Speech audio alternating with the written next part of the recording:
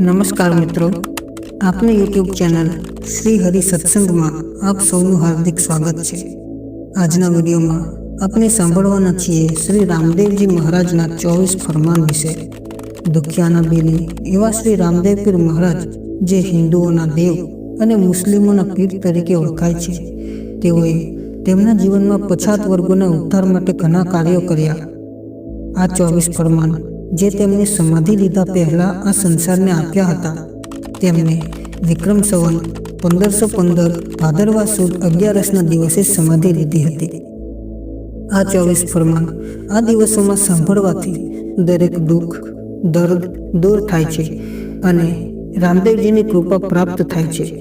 જે ભક્તો આ 24 ફરમાનને પોતાના જીવનમાં ઉતારે છે, તેમનું જીવન બદલાઈ જાય છે અને જીવનમાં લાભ થાય છે। તો રામદેવજીના આ 24 ફરમાન સાંભળીએ એ પહેલાં, જો તમે આ ચેનલ ઉપર નવા હોય તો આ ચેનલને સબસ્ક્રાઈબ કરજો, વિડીયો લાઈક કરજો અને કોમેન્ટમાં જય રામાપીર જરૂર લખજો। પહેલું ફરમાન, પાપથી કાયમ દૂર રહેવું, ધર્મમાં આવવું નિજ ધ્યાન, જીવ માત્ર પર દયા રાખવી, ભૂખ્યાને દેવું અન્નદાન। અર્થાત હંમેશા પાપથી દૂર રહો, ધર્મમાં મન લગાવો, જીવ માત્ર પર દયા કરો અને ભૂખ્યા લોકોને અન્ન આપો। જીવનમાં પાપ ન કરવો જોઈએ અને દરેક જીવમાં ઈશ્વર છે તેવા ભાવથી જીવ દયા રાખવી જોઈએ। બીજો ફરમાન, ગુરુચરણમાં પાપ પ્રકાશો, પરમાર્થ કાજે રહેવું તૈયાર, જૂજ જીવવું જાણી લેજો, કરવો સાર અસારનો વિચાર। મિત્રો, ગુરુના ચરણોમાં પોતાના પાપો સમર્પણ કરો। જીવન ટૂંકું છે, સારા ખોટા કર્મનો વિચાર કરવો જરૂરી છે અને જીવનમાં સાચા અને સારાનો સંગ કરવો જોઈએ। ત્રીજું ફરમાન, વાદ વિવાદ કે નિંદા, ચેષ્ટા કરવી શોભે નહીં ગતના ગોતીને, આવતા વાયકને હેતે વધાવવું નિજ અંતર ઢંઢોળીને। અર્થાત વાદ વિવાદ નિંદા કરવી યોગ્ય નથી। લોકોની નિંદા કરવી એ મહાપાપ છે। આવનારા મહેમાનને પ્રેમપૂર્વક વધાવો અને અંતર શુદ્ધ રાખો। જો કોઈ આપના આંગણિયા પૂછીને આવે તો તેને મીઠો આવકારો આપવો જોઈએ। ચોથું ફરમાન, ગુરુપદ સેવા પ્રથમ પદ જાણો, મળે જ્ઞાન સારને ધાર, ધની ઉપર ધારણા રાખો તો ઉપજે ભક્તિ તની લાર। અર્થાત ગુરુની સેવા એ જ્ઞાન મેળવવાનો પ્રથમ દરવાજો છે, તેથી ગુરુના વચનનું પાલન કરવું જોઈએ અને તેમને બનાવેલા નિયમોનું પાલન કરવું જોઈએ। ભગવાન પર અડગ શ્રદ્ધા રાખશો તો ભક્તિ ઉપજે છે। કોઈ પણ કાર્ય હોય તેને ભગવાનને સમર્પિત કરી દેવું જોઈએ। પાંચમું ફરમાન, તનથી ઉજળા મનથી મેલા, ધરે ભગવો વેશ, તે જણ તમે જાણો, નુગરા જને મુકડે નૂર નહીં લવલેશ। ફક્ત બહારથી સાધુ વેશ ધારણ કરવું પૂરતું નથી, પરંતુ તેનું મન પણ શુદ્ધ હોવું જોઈએ। મન શુદ્ધ ન હોય તો એવો સાધુ સાચો નથી, તેથી સાચા સાધુની પરખ પહેલેથી જ કરી લેવી જોઈએ। છઠ્ઠું ફરમાન, સેવા મહાત્મય છે મોટું, જેમાં તે છે સનાતન ધર્મ નિજાત, જતી સતીનો ધર્મ જાણો, ત્યજી મોહ માયાની જંજાળ। મિત્રો, સેવા એ સનાતન ધર્મનું મહત્વ છે। જનસેવા એ જ પ્રભુ સેવા। સાચો ત્યાગ એ છે કે મોહમાયા છોડવી। જીવનમાં મોહમાયાનો ત્યાગ કરીને જીવન જીવવાથી જીવન ધન્ય થાય છે। સાતમું ફરમાન, વચન વિવેકી જે હોય, નર નારી નેકી ટેકીને વળી વૃત્ત વૃત્તિ ધારી, તે સૌ છે સેવક અમારા, જે હોય સાચા ને સદાચારી। રામદેવજી કહે છે કે જે પુરુષ અને સ્ત્રીઓ વિવેકી અને સદાચારી છે એ જ અમારા સેવક છે। તેથી જીવનમાં સદાચાર લાવવો ખૂબ જરૂર છે। આઠમું ફરમાન, માતા પિતા ગુરુ સેવા કરવી, કરવો અતિથિ સત્કાર, સ્વધર્મનો પહેલા વિચાર કરવો, પછી આદરવો આચાર। માતા પિતા ગુરુ અને મિત્રોની સેવા કરો, કોઈની સાથે પણ ઠગાઈ ન કરો, મહેમાનોનો સત્કાર કરો અને સ્વધર્મનું પાલન કરો। નવમું ફરમાન, પ્રથમ પરોઢિયે વહેલા ઉઠવું, પવિત્ર થઈ લેવું ધણીનું નામ, એકમ ના થઈ અલેખને આરાધવા, પછી કરવા કામ તમામ। વહેલી સવારમાં ઉઠીને ભગવાનનું સ્મરણ કરો અને આખો દિવસ શુભ જાય તે માટે ભગવાનની પ્રાર્થના કરો. એકાગ્ર થઈને આરાધના કર્યા પછી બાકી બધા કામ કરો. 10મું ફરમાન, એક આસને અજપા જાપ, જપવા અંતઃકરણ રાખવું નિષ્કામ. દસેય ઇન્દ્રિયોનું જ્યારે દમન કરશો ત્યારે ઓળખશે આત્મારામ. મિત્રો, રામદેવજી આ છંદમાં યોગને મહત્વ આપે છે અને કસરત કરવાથી અને યોગ કરવાથી અંતઃકરણ શુદ્ધ રહે છે. ઇન્દ્રિયોને કાબૂમાં રાખવાથી આત્મ સાક્ષાત્કાર મળે છે. 11મું ફરમાન, દિલની ભ્રાંતિ દૂર કરવી, ત્યજવા મોહ માન અભિમાન. મૃત્યુ સિવાય સર્વે મિથ્યા માનવું, સમજવું સાચું જ્ઞાન. મોહ અને અહંકાર છોડો. મૃત્યુ સિવાય બધું મિથ્યા છે, એ જ સાચું જ્ઞાન છે. મિત્રો, મૃત્યુ એ જીવનનું અંતિમ સત્ય છે. એ હકીકત સ્વીકારીને જીવન જીવવું જોઈએ. 12મું ફરમાન, સંપત્તિ પ્રમાણે સોડ તાનવી, કીર્તિની રાખવી નહીં ભૂખ. મોટપનું જો અહમ ત્યજશો તો મટી જશે ભવદુઃખ. સંપત્તિ પ્રમાણે જીવો, કીર્તિની ભૂખ ન રાખો. ખોટી મોટી મોટી વાતો કરવાથી અંતઃકરણ શુદ્ધ નહીં થાય. અહંકાર છોડશો તો જન્મ મરણના દુઃખ દૂર થશે. 13મું ફરમાન, સદવર્તનને શુભાચાર કેળવવા, વાણી વધતા કરવો શુદ્ધ વિચાર. સ્વાશ્રયે જીવન વિતાવવું, અલખ ધનીનો લય આધાર. સદવર્તન અપનાવવો, વાણી શુદ્ધ રાખવી. મિત્રો, પોતાની વાણી શુદ્ધ રાખવું ખૂબ જ જરૂરી છે. આત્મનિર્ભર રહી પરમાત્માના આધારથી જીવો. મિત્રો, પોતાનું દરેક કર્મ પરમાત્માને અર્પણ કરીને જ જીવવું જોઈએ. 14મું ફરમાન, દિન જનોના સદા હિતકારી, પર દુઃખે અંતર જનો દુખાય. નિશ્ચય જાણવા તે સેવક અમારા, કદીએ નવ વિસરાય. ગરીબોનું હિત કરો, બીજાના દુઃખે દુઃખી થાઓ, એ જ સાચા સેવક છે. મિત્રો, જન સેવા એ જ પ્રભુ સેવા તેવા નિયમથી દરેક ગરીબની મદદ કરવી જોઈએ. 15મું ફરમાન, નિસ્વાર્થને વળી સમભાવી, જેને વચનમાં પૂર્ણ વિશ્વાસ. એક ચિત્તે ભક્તિ કરે તેને જાણવા હરિના દાસ. નિસ્વાર્થી અને સંભાવ રાખીને જે એકાગ્રતાથી ભક્તિ કરે છે એ હરિનો સાચો દાસ છે. મિત્રો, આપણું દરેક કાર્યમાં ભગવાનનો સાથ માંગવો જોઈએ. 16મું ફરમાન, જન સેવામાં જીવન ગાળે તે નર સેવા ધર્મી કહેવાય. ઊંચ નીચનો ભેદ ન રાખે તેવા સમદર્શી નર પૂંજાય. જે જીવનમાં જન સેવામાં ગાળે છે એ સાચો સેવા ધર્મી છે. બીજા લોકોની મદદ કરવી એ જ સાચી સેવા છે.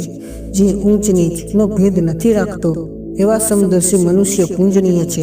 સર્વ મનુષ્યમાં હરિનો વાસ છે એમ માનીને જીવન જીવવાથી જીવન સાર્થક થાય છે. 17મું ફરમાન, ભક્તજન અમારા જાણવા, સર્વે જને છે મુજ ભક્તિમાં વિશ્વાસ. અંતરિક્ષ અને પ્રગટ પરચો પામે, પામે પૂર્ણ વિશ્વાસ. જે ભક્તિમાં વિશ્વાસ રાખે છે એ જ મારા સાચા ભક્ત છે. મિત્રો, એવું કહેવાય છે કે આ સંસારમાં બધું નષ્ટ થઈ જાય છે, પરંતુ ભગવાનની કરેલી ભક્તિ નષ્ટ થતી નથી. તેથી પોતાની ભક્તિ ઉપર વિશ્વાસ રાખવો જોઈએ. એવા ભક્તો પ્રગટ અને અંતરાત્મામાં ભગવાનના પરચા પામે છે અને એવા ભક્તોને આત્મ સાક્ષાત્કાર થાય છે. 18મું ફરમાન, કોઈ જન સાચા કોઈ જન ખોટા, આપ મતે ચાલે સંસાર. પરવૃત્તિમાં ચાલે કોઈ, વિરલા કોઈ વિવેકી નરને નાર. દુનિયામાં કેટલાક સાચા છે તો કેટલાક ખોટા માર્ગે ચાલે છે. વિરલા જ વિવેકી પુરુષ અને સ્ત્રીઓ હોય છે. જે વિવેકી મનુષ્ય હોય તે ભગવાનનો ઉપરનો ભરોસો ક્યારેય ઊંચો થવા દેતો નથી. 19મું ફરમાન, ભક્તિને બહાને થાય કોઈ અનાચારી, તો કોઈ વ્યભિચારી. તે જન નહીં સેવક અમારા, નહીં પાઠ પૂજાના તે અધિકારી. ભક્તિના બહાને જે પાપ કરે છે તે સાચા સેવક નથી અને ધાર્મિક પૂજાના અધિકારી નથી. મિત્રો, જે ભક્ત હોવાનો ઢોંગ કરે છે તે ભક્તિ નહીં પણ સાચા અર્થમાં જ પાપ કરે છે. તે ભગવાન સેવક હોતા નથી અને ભગવાન ક્યારેય તેમના થતા નથી. 20મું ફરમાન, ભક્તિભાવ નિષ્કામ કર્મમાં, જે ભક્ત અમારા સત્ય સુજાન.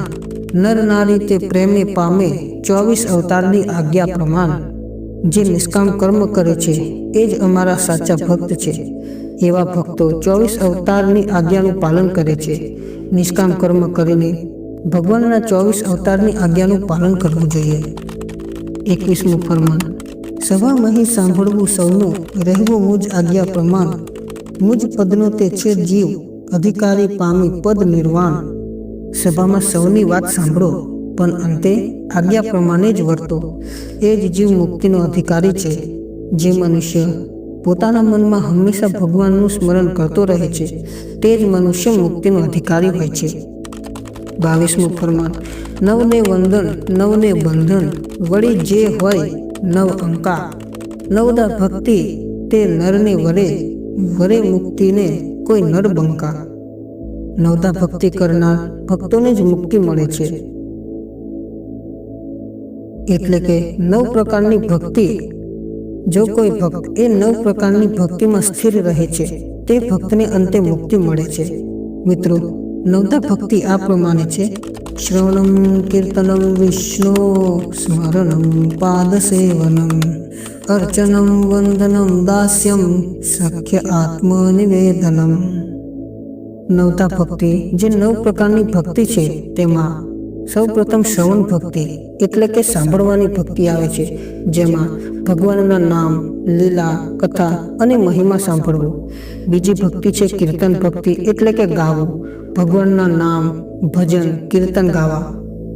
ત્રીજી ભક્તિ છે સ્મરણ ભક્તિ એટલે કે સ્મરણ કરવું, હંમેશા મનમાં ભગવાનને યાદ કરવા. ચોથી ભક્તિ છે પાદ સેવન ભક્તિ એટલે કે ચરણ સેવા ભક્તિ, ભગવાનના ચરણોની સેવા કરવી, મંદિરમાં સેવા કરવી. પાંચમી ભક્તિ છે અર્ચન ભક્તિ એટલે કે પૂજા કરવી, ભગવાનની મૂર્તિ કે ચિત્રની નિયમિત પૂજા કરવી. છઠ્ઠી ભક્તિ છે વંદન ભક્તિ એટલે કે પ્રણામ કરવું, ભગવાનને પ્રણામ કરવો, દંડવત કરવું. સાતમી ભક્તિ છે દાસ્ય ભક્તિ એટલે કે સેવક ભાવના હોવી જોઈએ, ભગવાનને પોતાના સ્વામી માનીને દાસ ભાવે સેવા કરવી. આઠમી ભક્તિ છે સાંખ્ય ભક્તિ એટલે કે મિત્ર ભાવની ભક્તિ, ભગવાનને પોતાના સખા માનીને પ્રેમ કરવો.